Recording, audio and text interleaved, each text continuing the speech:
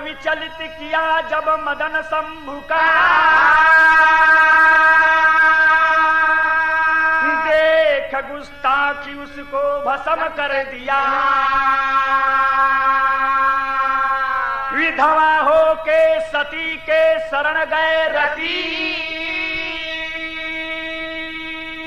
करुणा सुन के उमा ने यही बर दिया। संबर सुर के भवन जा सुता बन रहो,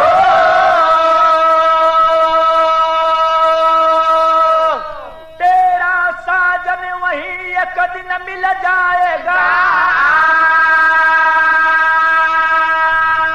प्यार दे के जिगर से उसे पालना, तेरा उजड़ा चमन एक दिन खिल जाएगा।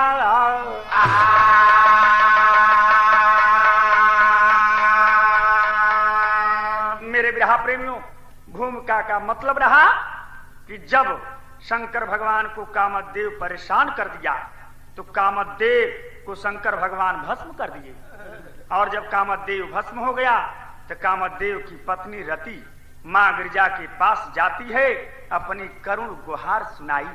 और जब करुण क्रंदन मां गिरिजा रति का श्रवित करती है तो वरदान दिहली कि आए बेटी जाओ शंबरदैत्य के घर ज्योति के रूप में रहो, वहीं तेरा पति तुझे बाल्यावस्था में मिलेगा।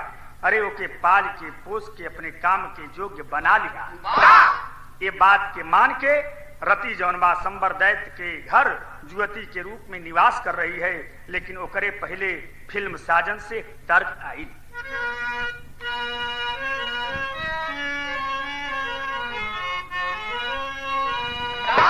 दर्द है बा कि बहुत प्यार करते हैं तुमको सनम, बहुत प्यार करते हैं तुमको सनम, बहुत प्यार करते हैं तुमको सनम।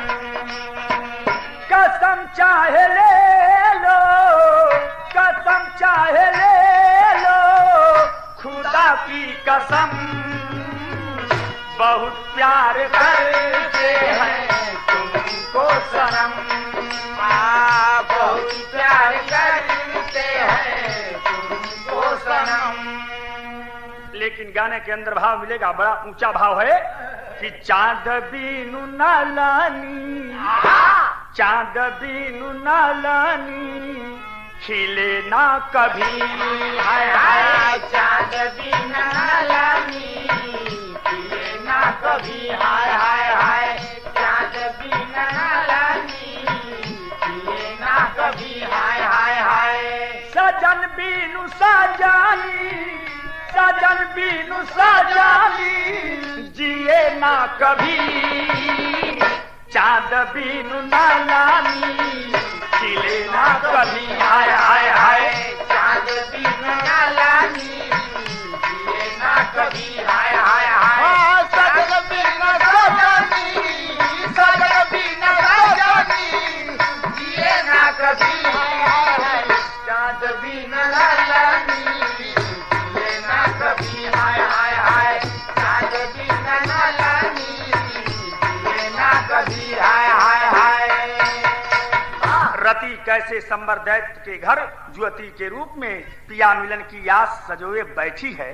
भाव है चिश्ती गदल के शेर का, कहना है कि रति थी जो हती पति मिलन की आस लिए, रति थी जो हती पति मिलन की आस लिए। बहारें आएंगी कब बगिया में मधुमास लिए। रुक्मिणी गोद में प्रद्युम्न का अवतार हुआ, रुक्मिणी गोद में प्रद्युम्न का अवतार हुआ।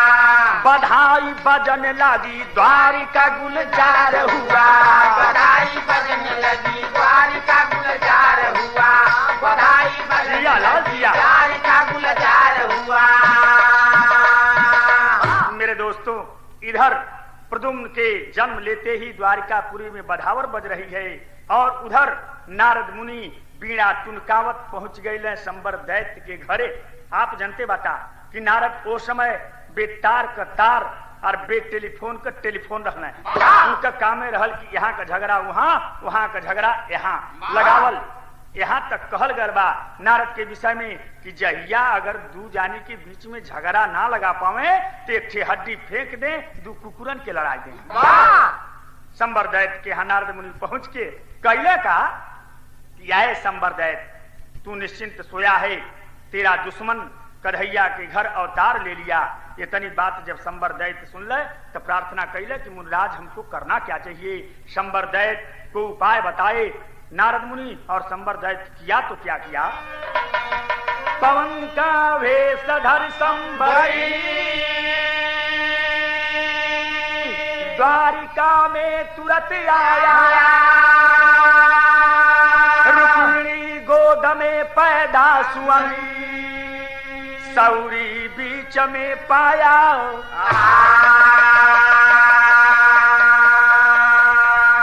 संबर दैत्य द्वारकापुरी में आता है और ठीक ठीक छठिहार के दिने सौरी के अंदर से प्रद्युम्न कुमार की चोरी करके वह करता क्या है, लेकिन ओकरे पहले तर आई तर बा अरे नदी भाऊजिया दूनो ये किस्सा मऊरिया, दुनहुन का पिया पर देसिया हो नदी रोवेले देखा घारी से पहारावा, अरे हाई भाऊजी रोवेले सारी रतिया हो नदी रोवेले देखा घारी से पहारावा, भाऊजी रोवेले सारी रतिया हो नदी रोवेले देखा घारी से पहारावा,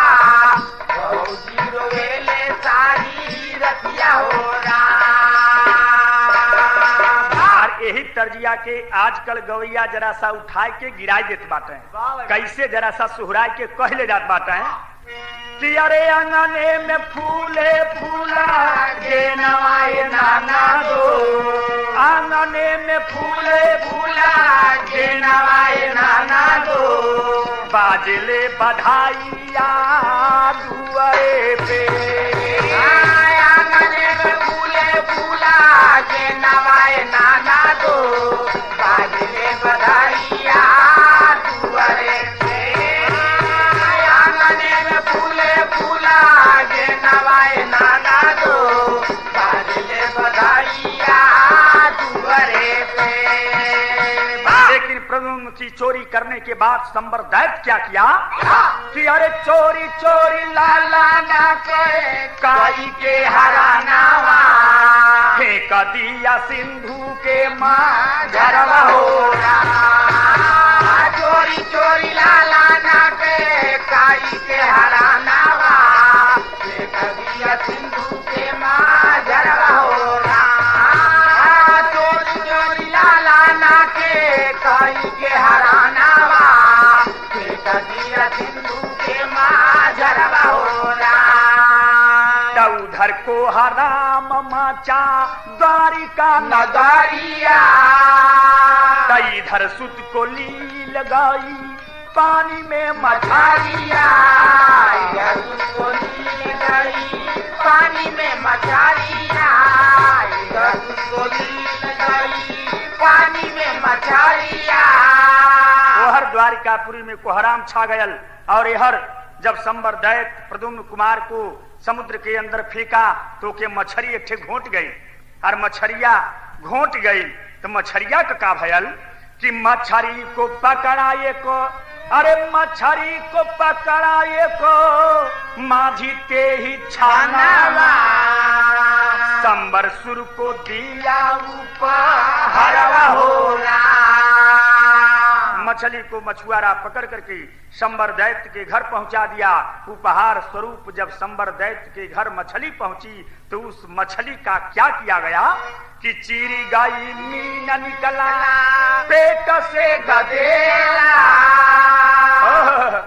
जब मछरिया चिराई तो मछरिया के पेटवा से पुनर्जन्म भयल प्रद्युम्न कुमार का।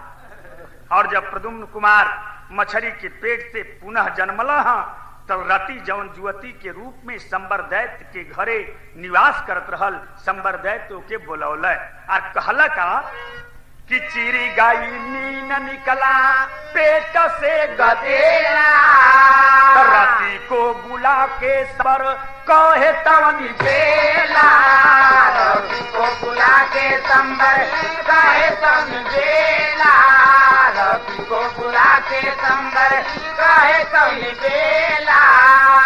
अरे सेवा का रसूता कना लागे जादू तो नावा, रति पति पा करे दूलरवा हो रहा। रति माँ गिरजा के वरदान को याद करती है और सोचती है कि मालूम हो रहा है कि माँ गिरजा का वरदान जो दिया गया था आज मेरे लिए घटित हो गया और यह बालक भी हमारे पति बाटे।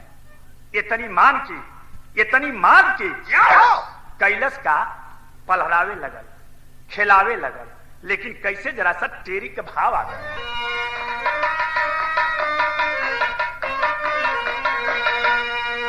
अरे अंगनवा में गोदी कैसा जना,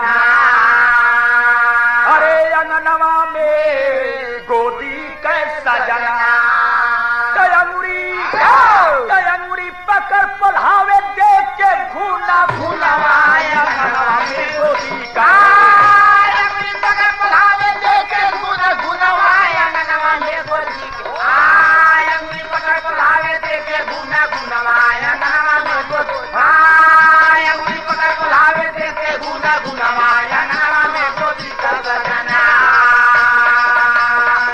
कहना है संबर दैत्य को पता भी नहीं है कि मेरे घर में मेरा दुश्मन पल रहा है। भाव है कि पता नहीं संबर को मेरी जिया लाल जिया तो पता नहीं संबर को मेरी पहुंचा उसके महला मझा, फूल सरीखे काम देव का, बालक वह तो था जब बिहवल हो कर रति पति को गोद उठा के देती प्यार। अरे भोलेपन से लगी सिखाने, अरे भोलेपन से लगी सिखाने, तीर धनुष तेगा तलवार, तीर धनुष तेगा तलवार, तीर धनुष तेगा, तीर धनुष तीर धनुष तेगा तलवार बाबू, तीर धनुष तेगा तलवार, तीर धनुष तेगा तलवार। और जो समय शेष बचता था उसमें उसे प्यार देती थी और रात्र के समय सेज के ऊपर पति मान के बालक के लोरी सुनावे। ओकर एक तर्ज आइल, लोरिया सुनावे वाली तर्ज आइल, तर्ज बड़ी कचक्का माय और तर्ज का भावा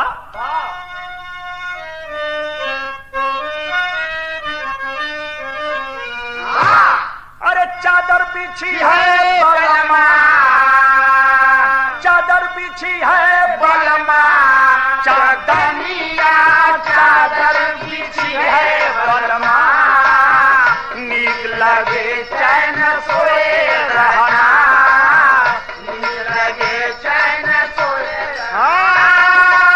चादर बिछी है बलमा, चौतरिया चादर बिछी है बलमा, नीक लगे चैन सोए रहना, नीक लगे चैन सोए रहना। लेकिन रति प्रद्युम्न बालक के साथ कैसा व्यवहार कर रही है, भाव स्थल है कि अरे आंचल ओढ़ाए सजनी, अरे आंचल ओढ़ाए सजनी, आचारिया आंचल ओढ़ाए सजनी, से दिया पे लोरी सुनाए अपनी, से दिया पे लोरी सुनाए, आंचल ओढ़ाए सजनी, आचारिया चरिया चल उड़ाए सजनी दुनिया में लोरी सुनाए अपनी दुनिया में लोरी सुनाए अपनी। बड़ी मजे के बात बा कि सजना के माने उ अपन पति, लेकिन इधर लड़का बालक जौन रहे बार बार सेवा करले के नाते माई माई कहे। तो दुल्हनिया समझावत बा अपने सजना के, लेकिन वो बालक रूप में बा। बात दुल्हन के बीच में एक अटकल बा। कहना बा कि केतनो दे तालीम उसे समझाई, कितनो दो तालीम उसे समझाई, कितनो दे तालीम उसे समझाई, लेकिन सजनवा कहे माई माई, लेकिन सजनवा कहे माई, लेकिन सजनवा कहे माई माई। रही रही जगावे रजनी, अरे रही रही जगावे रजनी, आचारिया चल उड़ाए सजनी से दिया पे लोरी सुनाए ओहो लोरी सुनाए अपनी जगावे रजनी, आचारिया चल उड़ाए सजनी दुनिया पे लोरी सुनाए अपनी दुनिया पे लोरी सुनाए अपनी। धीरे धीरे प्रद्युम्न कुमार भी सयाना हो गया और रति बार बार जब यह कहती फिरी कि आप मेरे पति हैं, और जब यह जवान भयल तो एक दिलवा में गुदगुदी आ गई। और तब एक दिन अपने पत्नी रति से एक बात कहल, बड़ी नवीनतम तर्ज बा आपके सामने पेश बा। और तर्ज का रूप का बा कि गौवा के पिछवारे, गौवा के पिछवारे चांद जब निकली, गौवा के पिछवारे चांद जब निकली, अरे चुप के नदिया के पार चली गई हो, के पिछवारे चांद जब निकली, चुपके से नदिया के पार चली गई हो, के पिछवारे चांद जब निकली, चुपके से नदिया के पार चली गई हो। गौवा के पिछवारे चांद जब निकली, गौवा के पिछवारे चांद जब निकली, गौवा के पिछवारे चांद जब निकली, अरे गौवा के पिछवारे चांद जब निकली, अरे चुप के नदिया के पार चली आई हो। नदिया में पानी हाय हाय, नदिया में पानी रानी, नदिया में पानी भरल रही रानी, नदिया में पानी भरल रही रानी, तो नदिया पे हो नैया पे हो के सवार चली आई हो। नदिया में पानी भरल रही रानी, नैया पे हो के सवार चली आई हो, नैया में पानी भरल रही रानी, नैया पे हो के सवार चली आई हो। लेकिन प्रद्युम्न कुमार अपनी पत्नी रति के लिए क्या कहा, भाव स्थल है कि बगिया के झुरमुट, बगिया के झुरमुट से चांद जब निकली, बगिया के झुरमुट से चांद जब निकली, हमारी जिंदगिया हमार चली आई हा, बगिया के झुरमुट से चांद जब निकली, हमारी जिंदगिया हमार चली आई हा, बगिया के झुरमुट से चांद जब निकली, हमारी जिंदगिया हमार चली आई हा। बगिया के झुरमुट से चांद जब निकली, बगिया के झुरमुट से चांद जब निकली, बगिया के झुरमुट से चांद जब निकली, बगिया के झुरमुट से चांद जब निकली, अरे हमारी जिंदगिया हमार चली आई हा। अरमा की झोली हाय हाय, अरमा की झोली हाय, अरमा की झोली सजल होई संग में, अरमा की झोली सजल होई संग में, लेके सनेहिया हमार चली आई हा।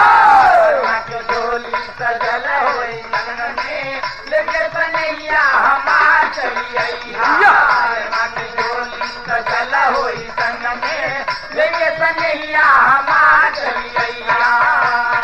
अरे मधुर बरसी सने सनहिया से छलके मधुरत बरसे सनहिया से छलके, मधुरत बरसे सनहिया से छलके।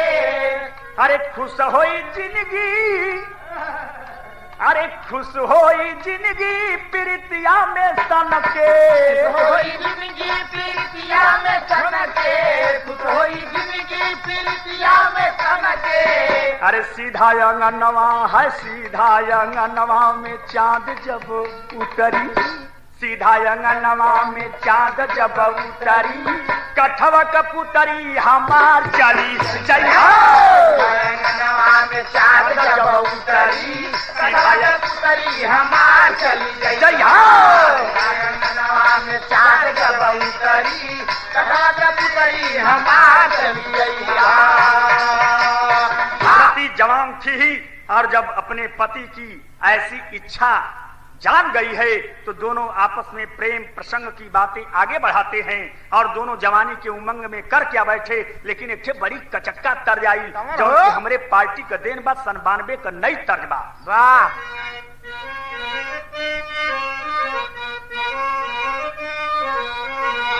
अरे बानिया बेटी धानिया बेचे, बरई बेटी पान हो, बनिया बेटी धनिया बेचे, बरई बेचे पान हो, बनिया बेटी धनिया बेचे, बरई बेची पान हो। हलवैया बेटी लड्डू बेचे, मारे कचा का सान, क्रिया ले क्रिया लेला राजा या बाहिन उठाना उमरिया मोरी बाई हो। क्रिया लेला राजा हो, क्रिया लेला राजा उमरिया मोरी बारी बोरी हो। क्रिया लेला राजा हो, क्रिया लेला राजा या बहिन उठाना उमरिया मोरी बारी बोरी हो। रति और प्रदुम्न कैला का भाव बा कि दिल से दिल का बात भइल तब हो गए नैना चार हो। दिल से दिल का बात भइल तब हो गए नैना चार हो। दिल से दिल का बात भइल तब हो गए नैना चार हो। चढ़ल जवानी गोरिया मातल धाइली भरे अकबार, गोरिया लूटे लगली, गोरिया लूटे लगली, छैला संग बहार उधार बहना बाटे लगली हो। गोरिया लूटे लगली हो, गोरिया लूटे लगली, छैला संग बहार उधार बहना बाटे। गोरिया लूटे लगली हो, गोरिया लूटे लगली, छैला संग बहार उधार बहना बाटे लगली हो। रति के प्यार में जब प्रदुम्न लिप्त हो जाता है तो रति एक दिन बताई कि है मेरे स्वामीनाथ, यह तो घर आपका नहीं है बल्कि आपके दुश्मन का है। नैहर और ससुरा दोनों बिरथा हो जाई। अगर संबर दैत्य के मार के और हमरे मांग में सिंदूर भर के अगर ना ले जाइबा तो सब कुछ व्यर्थ हो जाई। ये तनी बात जब प्रदुम्न सुनला तो टंगरिया कांप गई, और जब टंगरिया कांप गई तो रति फिर भी ढारस बढ़ावत बा, कहत बा कि पतिदेव एक बात का ध्यान बा हमके, हम आपके भी बता रहल बाती, लेकिन कैसे बतौले जरा सा नयका आल्हा का भाव बा। एमे 4 ठे प्रश्न बा, 4 ठे ओकर उत्तर मिली। और प्रश्न का बा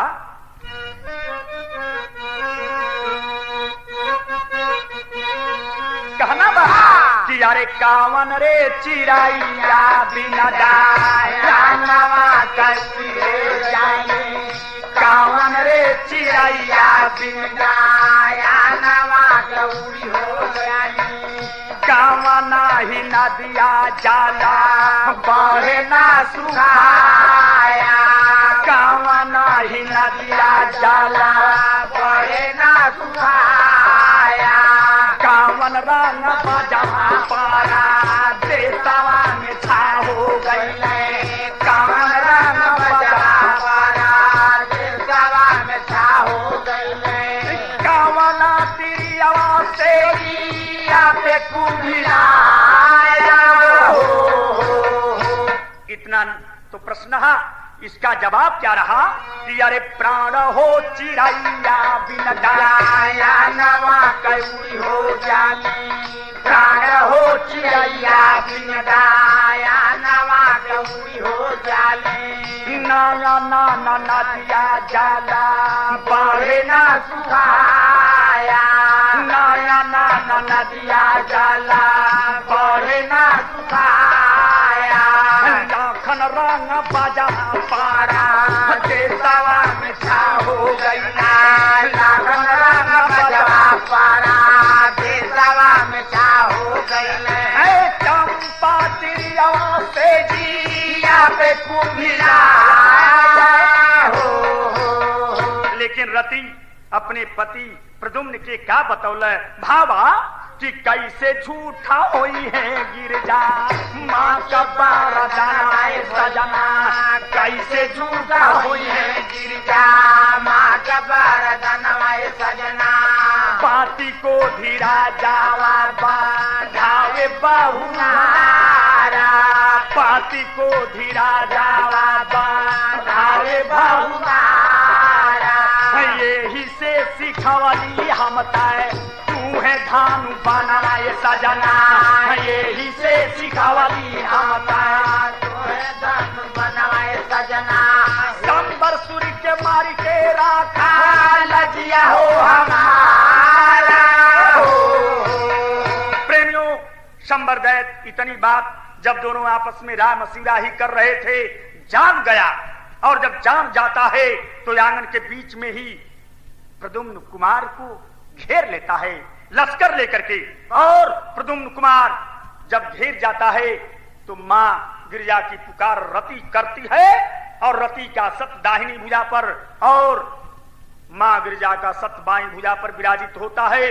प्रद्युम्न कुमार शंबर दैत्य को आंगन के बीच में पछाड़ करके मार डालता है और मार करके अपनी नव विवाहिता दिलरुबा चांद के टुकड़े को लेकर के चल दिया द्वारिकापुरी को।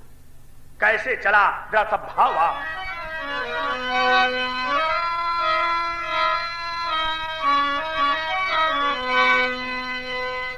साथे लेके गुलहजरवा हो द्वारिकापुरी साथे लेके गुलहजरवा हो द्वारिकापुरी दयाए रुक्मिणी दुलारुआ हो द्वारिका रुक्मिणी दुलारुआ हो द्वारिका द्वारिकापुरी हो रामा द्वारिकापुरी हो रामा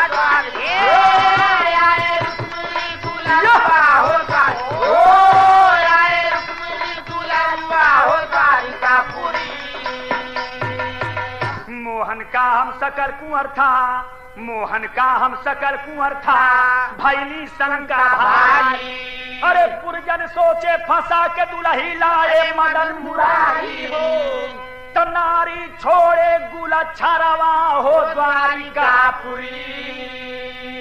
तब तक आए नारद बाबा शंका दूर कराए तब तक आए नारद बाबा शंका दूर कराए पुत्र पतोहु सहित बिलोकत मात पिता हरसाए तच्चू में ममता से लीलारावा हो द्वारिका।